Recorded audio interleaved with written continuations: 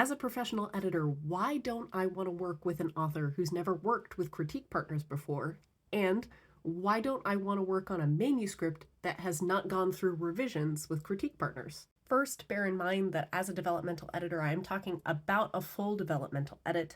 Of course, there are editors, myself included, who will sometimes look at pieces of unfinished manuscripts to give authors guidance, but that's not really what I'm discussing here. The main reason why I don't want to work on a manuscript that hasn't gone through rounds of revisions with critique partners is because it's simply not ready. A developmental edit is a structural or a story level edit. After a developmental edit, you'll do a round of revisions, you'll clean the story up, and then the story goes to line and copy editing. I think it would do the author and the story both a big disservice to be the only person who gives story level feedback on that manuscript before that book goes to publication. Which ties into my second point. A professional editor is a specialist, not a generalist. Let's say, for the sake of example, that I am a cardiologist. I'm a cardiologist who's not covered by your insurance because I'm a freelance editor, so I get paid directly by authors who are self-publishing. So most folks are really only going to have the budget to come and see me once per project. One of the reasons why you'll typically see a general practitioner and then get a referral to see a specialist is because your general practitioner is, as their name implies, a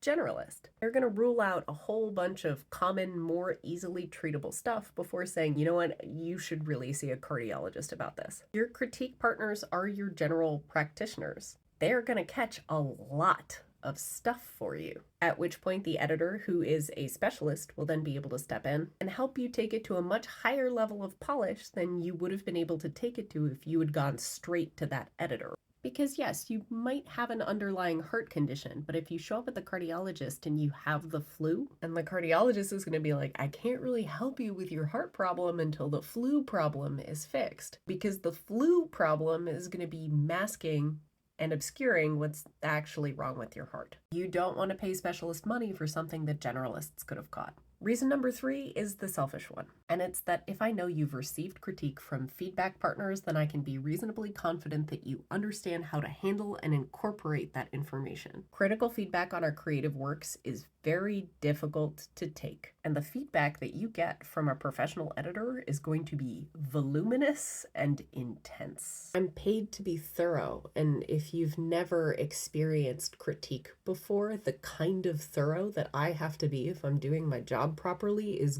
going to feel devastating. I don't want to throw pitches at someone who I don't think can hit them because it makes me feel like an asshole. Peer critique and peer feedback is a super important part of just about every creative art, and professional editing is not a substitute for it. It's an add-on that happens afterward.